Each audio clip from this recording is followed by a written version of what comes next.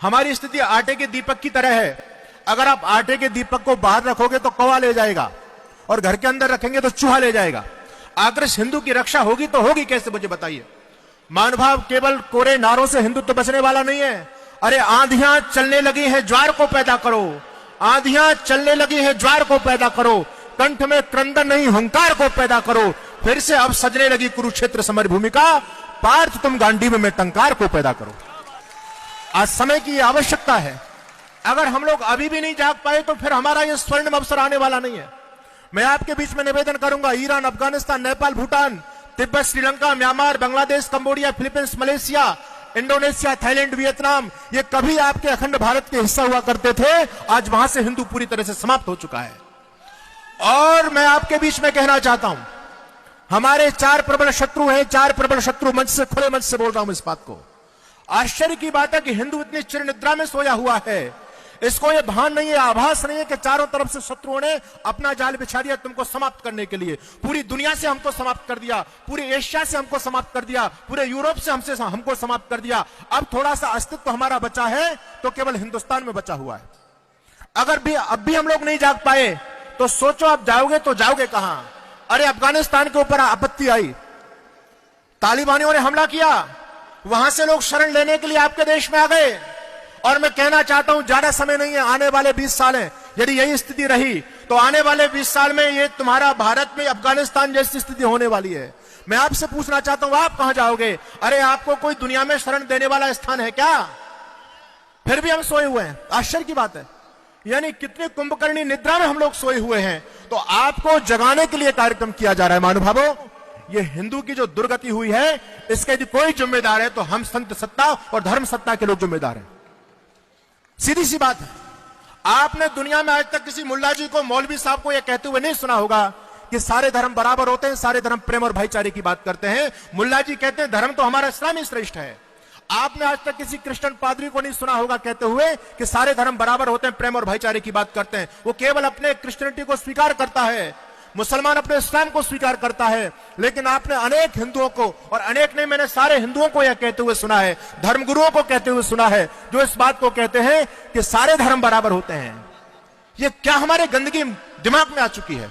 इसलिए मैं कहूंगा, इस धर्म को बचाना चाहते हो तो धर्मगुरुओं को बीड़ा उठाना पड़ेगा। आज भाई, हिंदुओं की रक्षा की दायित्व, इस धर्म की दायित्व रक्षा का जिम्मेदारी हमारे कंधों पर है। और मैं कहता हूं, अगर डूब गया धर्म ही अपना तो फिर धर्मगुरुओं का क्या होगा।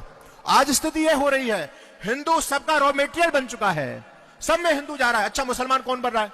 आज ये चिंतन हमको यहां पर करना है, हिंदू को बचाएंगे कैसे। आप सोचिए, मुसलमान भी हमको बनाया जा रहा है, यानी हिंदू ही मुसलमान बन रहा है। क्रिश्चियन कौन बन रहा है? क्रिश्चियन भी हमारे लोग बन रहे हैं। अन्य जितने भी ऐसे मत मजहब समाज में चल रहे हैं, उनकी दीक्षा जाकर के कौन ले रहा है? सबसे पहले हिंदू पहुंचता है। इसका कोई दीन नहीं बचा, इसका कोई धर्म नहीं बचा, इसके अंदर स्वाभिमान नहीं बचा। इसलिए इनके स्वाभिमान को पैदा करने का काम हमारी संत सत्ता, धर्म सत्ता करेगी। अगर इस धर्म को बचाना चाहते हो तो निर्णय यहां से लेकर के जाओ। केवल ताली बजाने से, जय श्री राम कहने से तुम्हारा धर्म बचने वाला नहीं है। 3 सूत्र में दूंगा और संक्षिप्त में चर्चा करूंगा। हालांकि ये बहुत जल्दी में ये विषय रखने वाला नहीं है। आपको ज्यादा मुझे सुना, मेरा धर्मयुद्ध यूट्यूब पे चैनल है, धर्मयुद्ध के नाम से, आप उसको सुनिएगा। मैंने बहुत सारी चर्चा की, पूरे देश में घूमता हूं। मैं आपसे कहना चाहता हूं, यदि इस धर्म को बचाना चाहते हो तो सबसे पहले रिश्ते बचाइए आप अपने। कुछ करने से होगा, केवल जय श्री राम के नारे लगाने से धर्म बचने वाला नहीं है। आज हम ये सोचें कि सरकार कुछ करेगी, मोदी जी की सरकार आ गई। अरे भाई, इन सरकारों के भरोसे ज्यादा मत बैठो। ये तो हमको स्वयं निर्णय लेना पड़ेगा, खुद करना पड़ेगा। पहली बात कहना चाहता हूं, रिश्ते बचाइए। रिश्ते बचाने का मतलब समझ गए आप लोग? आज बहन भाई का रिश्ता नहीं बच रहा है। रिश्ते बचाने का मतलब है कि थोड़ी आबादी बढ़ाइए। अगर एक ही तुम्हारा बच्चा है तो बचाओ, तुम्हारे रिश्ते बच्चे कहां। इसलिए निर्णय यहां से करके जाओ। जितने भी हमारे नौजवान भाई यहां पर बैठे हैं, बहनें बैठी हैं, और जो बुजुर्ग लोग हैं, जाकर के अपने बच्चों को ये तो कहो, भाई धर्म पर संकट है। अरे एक बच्चा धर्म के लिए आपका होना चाहिए। रिश्ते बचाइए। अगर एक ही बच्चा है तो ना ताऊ मिलेगा, ना चाचा मिलेगा, ना मामा मिलेगा। क्या स्थिति हमारे समाज की होने वाली है। अरे वो तो कहते हैं कि हम 5, हमारे 70 और सबके हाथ में ईंट और पत्थर। मैं ये कहता हूं कि इस हिंदू को मारने के लिए ज्यादा उनको कुछ करने की आवश्यकता नहीं, हम स्वयं मर रहे हैं। हमको सरकारों ने बहकाया, नारा दिया, हम दो हमारे दो। हमने नारे को वेद मंत्र मान करके स्वीकार कर लिया। उसके बाद फिर हमको नारा दिया कि शेर का बच्चा एक ही अच्छा, हमने इस नारे को भी स्वीकार कर लिया। उसके बाद में फिर हमको नारा दिया, अरे बच्चा ना बच्ची और नींद आए अच्छी। आज हम इस स्थिति तक आ चुके हैं। पूरे पुराने लोगों को देखो, तुम्हारा परिवार कितना बड़ा हुआ करता था, सभी कहते हम 10 भाई थे, 8 भाई थे। अब तुम्हारे बच्चे कितने हैं? कहते हैं जी एक ही है। हम 10 से 1 पर आ चुके हैं और वो कहते हैं हम 5, हमारे 70 और सबके हाथ में ईंट और पत्थर। आप देखो राम जन्मोत्सव पर आप यात्रा नहीं निकाल सकते, जन्माष्टमी पर आप यात्रा नहीं निकाल सकते। क्या दुर्गति तुम्हारी हो रही है? अरे चिंतन करो, अभी 25% है, 25%, और 25% होने के बाद तुमको सड़कों पर नहीं निकलने दे रहे हैं, तुम्हारी यात्रा नहीं निकलने दे रहे हैं। वो जिस दिन 40% हो गए, अरे क्या तुमको तुम्हारे घरों में छोड़ देंगे? चिंतन करो, ज्यादा समय नहीं है। पहली बात, पहला सूत्र, रिश्ते बचाइए। दूसरे सूत्र में आपसे कहना चाहता हूं, गले लगाइए। महानुभावों, आप इस भ्रम में मत बैठो कि आपकी आबादी बहुत ज्यादा है। इतना प्रबल षड्यंत्र चल रहा है, आपके अपने भाइयों को आपसे दूर कर दिया गया है। अभी विजयदशमी के दशहरा जो निकला है, आपकी दिल्ली के अंदर ही 10,000 भाइयों का धर्म परिवर्तन किया गया। इस केजरीवाल की सरकार में सारा खेल हुआ है। धर्म गले लगाइए। अगर आपने उनको सम्मान नहीं दिया तो वो भाई दूसरों के में जा रहे हैं। और देखो, ये तो केवल भीम आर्मी हो चाहे कुछ भी हो, आर्मी वार्मी कुछ नहीं है। उन विधर्मियों के ये पैसे से पोषित पालित संगठन है जो तुम्हारी ताकत को कमजोर कर रहे हैं।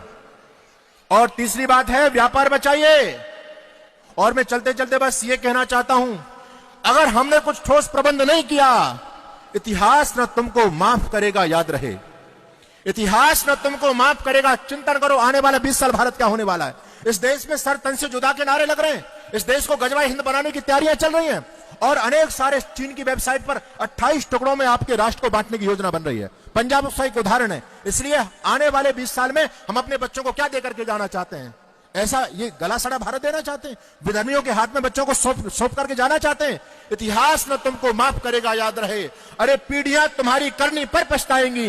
यदि बांधने से पहले जल सूख गया तो धरती की छाती पर दरार पड़ जाएंगी। आज आवश्यकता है हम सभी मिलकर के एक ठोस निर्णय यहां से